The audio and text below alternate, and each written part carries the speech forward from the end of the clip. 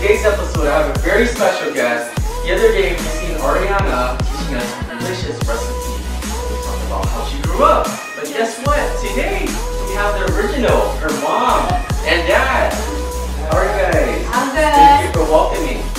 What are you making today? We're gonna be making Banh Xeo. Vietnamese cuisine in Laos is very popular as we are neighbors. So you're gonna teach us all your tips and tricks. That's correct. I grew up in Laos, so I practically don't know how the Vietnamese start out the way they cook, but this is Banh Xeo I grew up. This is how I learned how to make it. And it's a little bit different version from the Vietnamese. So the filling inside might be almost the same. Some may use pork belly and some we use ground pork and bean sprout. So I prefer ground pork and bean sprout. So we're going to show you how exactly things work and enjoy the show.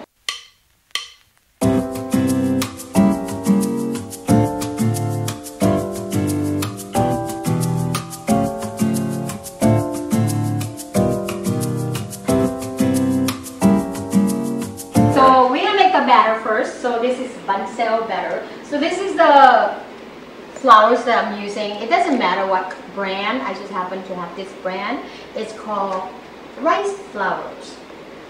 Alright. Okay, so one bag is 16 ounce. That's all you have to do is dump it in here in the big bowl. And then you use a teaspoon of salt. This is teaspoon of salt. There we go. This is curry powder. I like to use curry powder for a little bit more flavoring. Usually people just use turmeric, but I like both.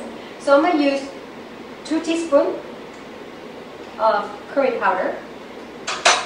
And then 2 teaspoons of turmeric. The color is beautiful. The color is going to be bright and brilliant.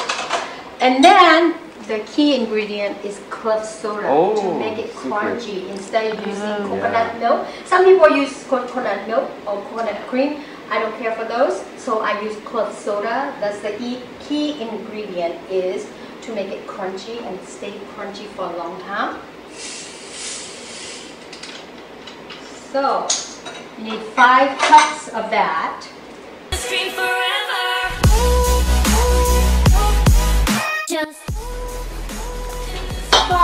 Wow, that's and a party. you have leftover, you know what is good with? Alcohol! Alcohol! So that's all you have to do is stir them nice and stir them well until everything incorporated. So there's some salt, curry powder, turmeric, club soda. So usually I make this first and let it set maybe 5-10 minutes to kind of let it absorb the liquid because the flour is kind of dry, right? So when you put this, you want it to settle a little bit longer. So you want to make sure that it's absorbed all the liquid that you want. And then the next ingredient after you mix it well, you just add some green onions to make it more colorful. Use your hand and whisk well, okay? Alright, here comes some green onion. That's all it is for the batter. Wow, that's beautiful. Yes, it is. And then we just let it rest.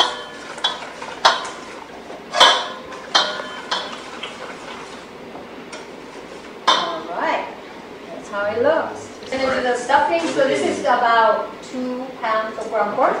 So we need 1 medium onions, yellow onions, a tablespoon of garlic, tablespoon of black peppers, and this is chicken flavored 1 tablespoon to 2 tablespoons. And it depends on how you like the meat to taste. I don't like things salty, so I always taste mine first before I add more. So FYI. Nice. She's a cool mom. Alright, so we're gonna go start it. So follow me, please. Okay. Now we're just heating up the pan to make the fillings, ground pork. So we're gonna start out with a couple tablespoons of oil, any kind of oil, doesn't matter. It doesn't have to be olive oil. Just canola oil, sunflower oil, but no peanut oil, okay? It's too expensive. So this is a couple of tablespoons of oil. And you just kind of let it heat up a little bit. Alright, the frying pan is heated up. So the first thing I'm going to do is saute my yellow onion that I diced into small pieces.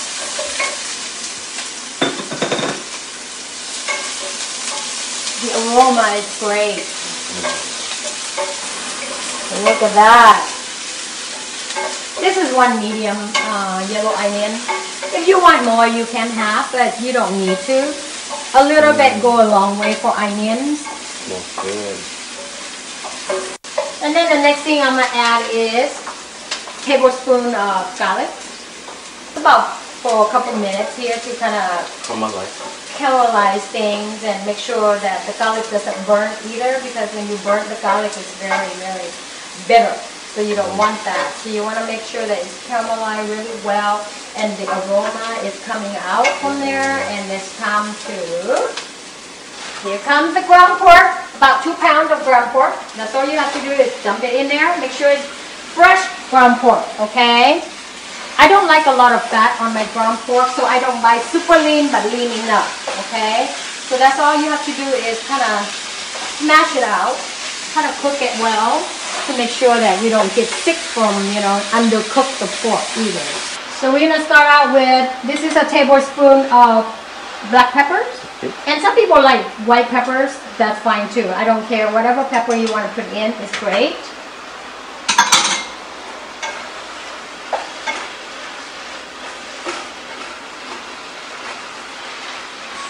And then the next thing is chicken flavor. So I put about a tablespoon and maybe 2 tablespoons. That's it for now. And then you taste it. If you need more salt, then you put more. If you don't need it anymore, it's good to go. Just make sure you cook your meat very well. How to devein the shrimp a little bit here and there. I did part of it. I'm going to save some for you guys to see. I enjoy this big kind of shrimp because sometimes I make salt and pepper shrimp like this. It's really good. I like this kind of shrimp because I feel like it's more juicy and more meat to it. So this is, I cut off the head and I just put the fork in it and just fork in the back. That's how I devein it, and that's all you have to do. It's just like that. And then you cut that in half. That's where you see the vein inside the shrimp. You see that little black thing? Gotta take them out. Okay? Oh, cool. So, just be careful, don't cut your finger, because sometimes my knife is very sharp. This is how you do it. Cook with love, but sometimes love hurts too. Yes. Yes. บอกภาษาจนเรียนบอกภาษาลาวกับภาษาเวียดนี่ไม่เคยยากมันต่างกันเนาะ มันต่างกันหลายในภาษาเวียดกับภาษาลาวเพราะว่าพ่อแม่ค่อยเกิดอยู่ลาวแล้วกับภาษาลาวก็เป็นภาษาทำอิฐในชีวิตของค่อยเกิดมาก็กับว่าภาษาลาวหากพ่อแม่ค่อยอยู่บ้านก็ว่าภาษาเวียดแล้วค่อยคนเวียดเกิดอยู่ลาวอยู่พอเล่นนี่ก็มีหลายครอบครัวที่ว่าอันเวียดเกิดอยู่ลาวอันข้าเจ้าเรียนไปมันกับบุมีอย่างยากถ้าว่าเจ้าเว้าดูมันกับบุมีอย่างยากส่วนหลายคนลาวกับเก่งหลายที่ว่าเรียนภาษาเวียดง่ายเพราะว่าคนเวียดเข้ามาจากเวียดนามมาอยู่เมืองลาวเขาเจ้าก็เรียนภาษาลาวเขาก็เรียนภาษาเวียดแล้วเขาก็ร่วมกันได้ค้าขายกับบุมีอย่างยากถ้าว่าเจ้าพยายามเจ้าก็สิเป็น Before you pour the Banh Xeo, you always want to make sure you stir the flours again because it's settled, so you want to make sure you stir them well again. And you don't need a lot, so I grease the pan a little bit. It's non-stick pan, so I just grease it a little bit. So we're gonna start out with, here we go. Gonna go making sound. You see how that makes sound? Sounds so much fun, huh? Yeah. Look at that. Beautiful, beautiful. Pretty color. Look like omelet, huh? Yeah. So the first thing you do is you just put a little bit of that and the fillings. And you put a little bit of oil on the side. And then you cover them up for a couple seconds here, just to cook the batter to make sure that it's cooked evenly.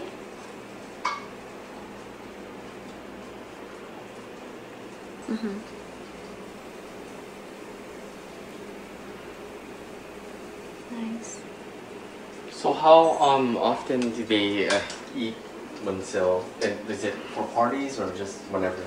Well, when we feel like our family needs to get together, Yes. we will make Banh Xeo because it's such a long process. We try to have it as a special occasion because, as you see, there's a lot of preparation, and then you have to constantly standing here to cook it. So I don't think if we have a big party, what I do is when I have a big party, I pre-made ready and put it in the oven. Because of this batter, it stays crispy for overnight, even overnight. Better. So I never have to worry about like it's, you know, wilting down or anything like that because of the batter that I have. But a lot of Banh Xeo, they don't stay crispy, so you can see that my shrimp is getting cooked. But you know, one thing about shrimp, you don't want to overcook them because when you overcook, it's too hard, chewy. So you want to be a little bit, you know, careful with the. It's more flavorful when it's not too cooked. Yes. Yes. So as you can see, my Banh Xeo is getting crispy,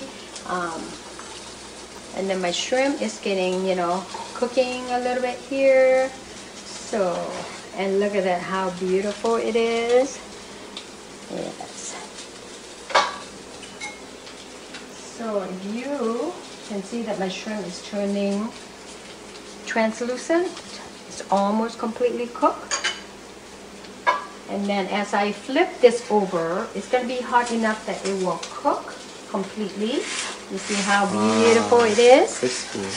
There we go. One is down, one is done. That's it. Banh Xeo number 1. Look at that. Wow. Like an Asian taco, huh? Yeah, Asian taco.